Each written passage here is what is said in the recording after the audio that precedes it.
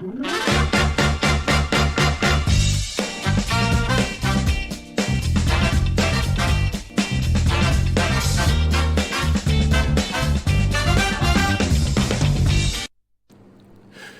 Centre de recherche en finances publiques et développement local a publié un rapport sur la gouvernance des deux chambres du Parlement, un rapport accablant parce que là-dedans, on trouve pas mal des cas de mégestion, de détournement supposé de fonds.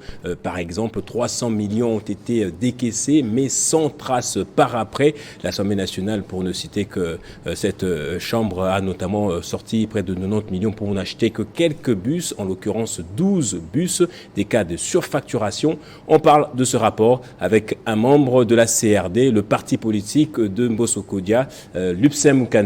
Bonsoir, bienvenue à vous. Bonsoir Monsieur Gaëtan, bonsoir à tous les téléspectateurs de Télé 50. Merci pour l'opportunité, une fois de plus, que vous m'avez offerte pour pouvoir commenter l'actualité de l'heure. Merci.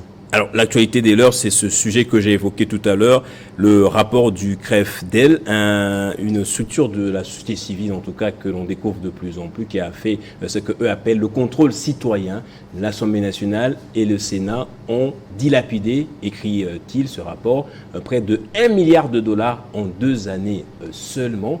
Au sein de l'Assemblée nationale, il y a eu des cas de recrutement massif, d'abus de pouvoir, des cas d'abus de pouvoir, mais également de cas de mégestion. En gros, avez-vous lu ce rapport du CREFDEL? Merci beaucoup. Avant d'abord d'entrer dans le vif du sujet, je voulais d'abord dire que ces rapports-là, c'est un rapport vide, je peux dire sentimental. Pourquoi je l'ai dit? Le monsieur a avancé des chiffres pour le Sénat et l'Assemblée nationale. Et dans ces chiffres-là, il détermine même le pourcentage. Cela signifie que 60% de ces budgets a été consommé par l'Assemblée nationale, 40% par le Sénat. Et pourtant, les deux chambres du Parlement ont une autonomie financière. Ça signifie qu'on ne peut pas mêler dans la gestion des finances, la gestion financière de l'Assemblée nationale et celle du Sénat. D'abord, sur ces points-là, on trouve que ces rapports n'essaient d'appuyer sur aucun élément sérieux pour lui permettre de lui accorder de la crédibilité. Deuxième chose, il avance des sommes colossales, en a même à dire 1 milliard de dollars qui ont été dilapidés par les deux chambres entre 2022 et 2023. Monsieur Gaëtan, les deux chambres du Parlement, pour parler de l'Assemblée nationale par exemple, ils élaborent leur budget indépendamment. Oui. C'est-à-dire selon le besoin oui. de chaque chambre du Parlement. Mais quand on vient faire la révision des comptes, n'est-ce pas qu'on les fait... justement, pour ce qui concerne les deux chambres du Parlement, nous avons des institutions habilitées à procéder au contrôle financier et rendre les rapports en s'appuyant sur des éléments probants. Vous avez parcouru ce rapport vide. Quand il parle de surfacturation, il vous a montré un seul document, en dehors des chiffres fallacieux qu'ils ont avancés, un seul document, démontrant soit une surfacturation, même pour l'achat des bus, je vais y arriver. C'est-à-dire que quand l'Assemblée élabore son budget, reprenant ses besoins liés au fonctionnement, et toutes les rubriques, y compris les investissements, ce budget est envoyé au gouvernement. Le gouvernement apprécie, selon les possibilités des trésors publics, il y a même des dispositions qui sont élaguées par les gouvernements. Ça, on ne peut pas prendre ça en compte pour cette année, ça on peut prendre, ça on peut prendre. Cela signifie que dans tout ce qui constitue l'enveloppe de l'Assemblée nationale, on y retrouve la rémunération du personnel, politique, administratif. Il y a aussi ce qu'on appelle l'investissement. Et dans l'investissement, ça signifie qu'on donne la possibilité à chaque chambre d'initier des actions, soit acquérir de meubles, réfectionner des bureaux, réfectionner l'hôpital, les dispensaires qu'ils ont là-bas, soit acquérir aussi des charrois automobiles. Mais ces décaissements-là ne se fait pas automatiquement. Ça signifie qu'on ne peut pas venir, on vous donne 1 milliard de dollars à gérer. Non, c'est mensuellement. quand on vous donne pour ce mois ici, et d'ailleurs l'État ne donne pas tous les mois le budget complet, c'est-à-dire pour vous permettre et de payer le personnel et d'investir au même moment. Parfois, ça peut venir à 50%, 60%, 70%, voire même 100%. Maintenant, quand ça arrive, on commence à exécuter les dépenses prioritaires. Pour ce qui est de ce rapport-là, que je qualifie de sentimental, le monsieur dit, par exemple, qu'il y a eu acquisition de bus, 12 bus, il parle de 12 bus. Oui, ils ont dénoncé beaucoup de choses. Oui. Pour eux, c'est d'abord incompréhensible que quand on dit que le pays n'a pas d'argent, mais quand même on débourse, on sort plus de 1 milliard de dollars en près de 3 années pour entretenir le Parlement. On parle des cas d'abord de recrutement massif au sein de l'Assemblée nationale. Des personnes qui sont employées fictivement et à la fois au sein du cabinet de M. Mbosso Kodia, au secrétariat général. Est-ce faux ou est-ce vrai qu'il y a eu des recrutements massifs au sein de l'Assemblée nationale? Les recrutements du personnel politique et administratif, c'est-à-dire quand on parle des administratifs, ceux qui sont rattachés au secrétariat général de l'Assemblée nationale. Ces recrutements-là répondent aux critères. Il doit être conforme au budget de l'Assemblée nationale. Ça signifie que si le budget de l'Assemblée nationale a prévu la rémunération pour 10 personnes, vous ne pouvez pas avoir 12 personnes que vous ne serez pas en mesure de payer. Même au sein de l'administration publique, et au sein de l'administration de l'Assemblée nationale, M. Gaëtan, on ne peut pas recruter des agents s'il n'y a pas une disponibilité.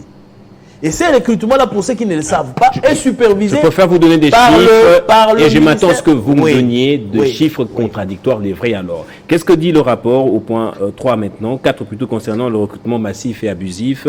Le rapport dit ceci, l'Assemblée nationale, par exemple, l'administration compte un effectif de 612 personnes, tandis que les cabinets au pluriel politiques en disposent 2756. Pourtant, conformément à la loi, au règlement intérieur de l'Assemblée nationale, l'effectif des cabinets des membres du bureau est fixé à 157, dont 28 du personnel administratif, etc.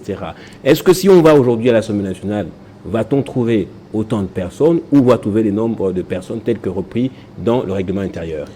Monsieur Gaëtan, soyons sérieux. Ouais. D'abord, il devait s'appuyer par rapport aux décisions prises pour le recrutement de ces effectifs pléthoriques. Comment vous pouvez... Moi, il pouvait même parler de l'administration, de l'Assemblée nationale, que d'un cabinet politique. Comment on peut passer? Le nombre de conseillers dans un cabinet est connu. Ici, dans un cabinet tel que configuré, vous pouvez trouver plus de 1000 personnes là-bas, dans un cabinet politique. C'est imaginaire. Et ces cabinets-là, ces personnes-là, seront payées par quel budget?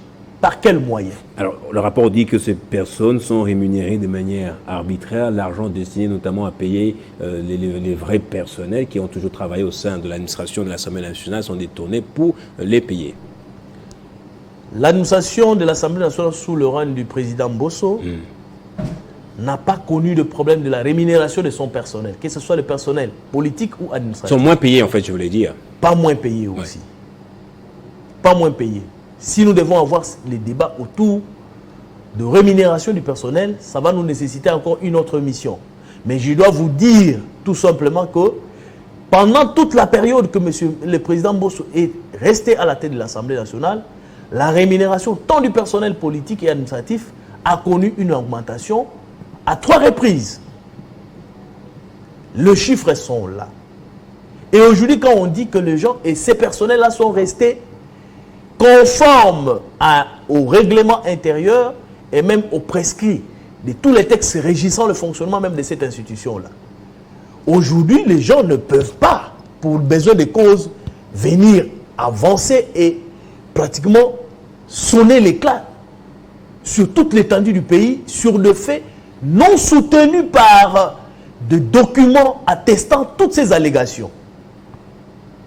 Vous avez vu qu'il y a que de la littérature dans tous ces documents là-bas. Ce que vous appelez rapport.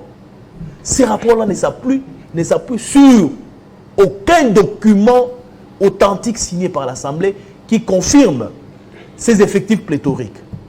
Alors, ils se sont basés notamment sur quelques faits. Ils se sont ressourcés dans la loi de la reddition des comptes 2021-2022 pour appuyer leur rapport. Aujourd'hui, le budget de l'Assemblée nationale est repris sur la loi des finances. Je crois sur la page 206 ou 208, si je n'ai pas oublié la page. Néanmoins, tout ce qui est prévu pour le fonctionnement de cette institution a été avalisé par le gouvernement. Ça signifie que non, si on a prévu qu'il y ait 50 personnes, 50 agents, ces agents-là, pour leur prise en charge, le gouvernement de la République a acté. Mais pour ce qui concerne, par exemple, l'administration publique, le recrutement au sein de l'administration de l'Assemblée nationale s'est fait conformément à la loi. Normalement, on ne peut pas remplacer quelqu'un qui est en règle, c'est-à-dire qui n'est pas dans une période de retraite, par exemple. S'il y a eu recrutement là-bas, ça signifie qu'il y a eu des agents qui ont été recrutés, par exemple. Ou bien il y a eu des vacances.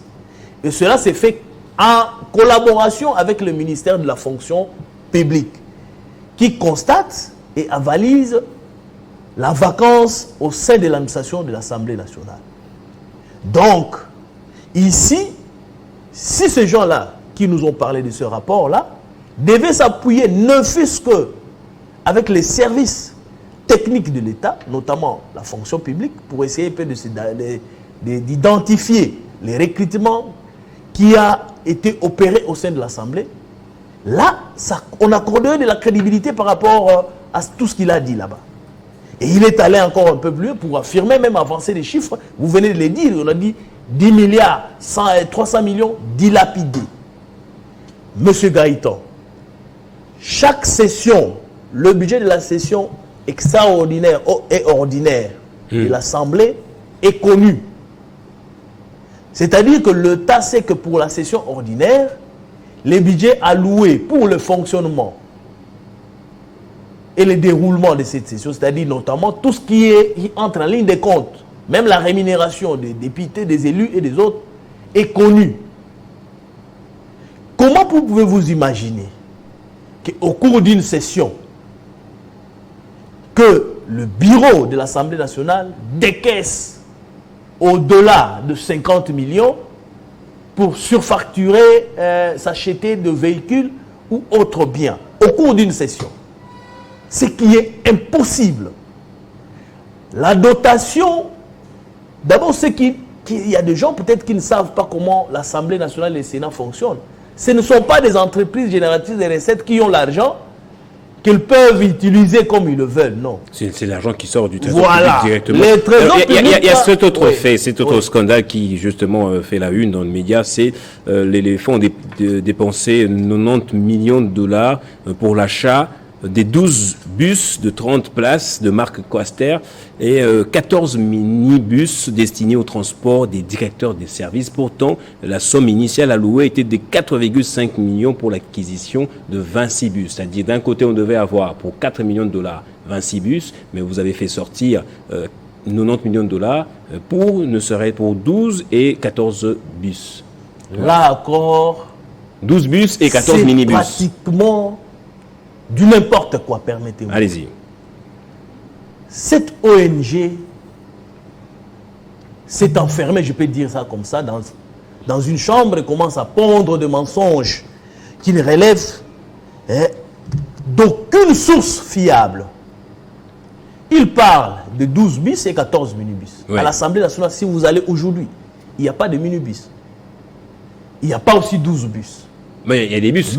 J'ai vu des bus à l'Assemblée. Le président Bosso a acheté, a acquis 11 bus, marque Coaster, nouveau modèle, fabrication 2023. Le rapport parle de 12 bus, peut-être un bus a malheureusement, c'est ça aussi. C'est ça aussi. Si vous allez à l'Assemblée, vous allez trouver 11 bus de même marque, nouveau modèle. Il y a un autre bus, ancien modèle Coaster, qui est resté depuis le bureau antécédent et après le bureau passé.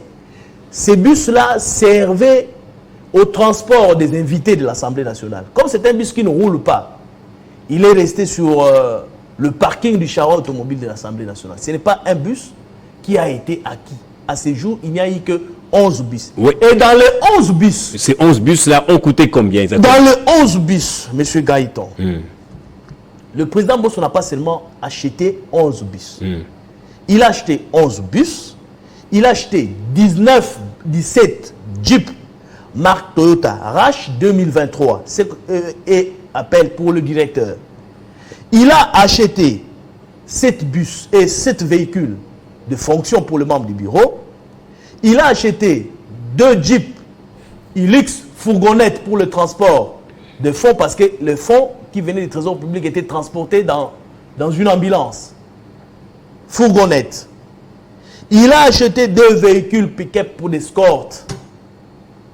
Il a acheté 2 Land Cruiser V8 pour le questeur et le vice-président. Si vous totalisez les chariots automobiles, même le directeur de cabinet a eu une Jeep de fonction. C'est un rapport qui est partiel d'après vous alors? C'est un rapport partiel, qui s'appuie sur rien. Il n'est même pas il s'appuie sur rien. Sur le total de Chawa, jusqu'ici, il y a 45 véhicules achetés par le président Bosso. Et c'était à crédit. Je vais dire, ce n'était pas au cours d'une année. Ouais. C'est-à-dire que, et ce n'était pas livré aussi du coup. Pour les bus, par exemple, on a commencé avec une livraison de 2 premiers bus. 2 bus. Après 6 mois, je crois, on livre encore 4 bus.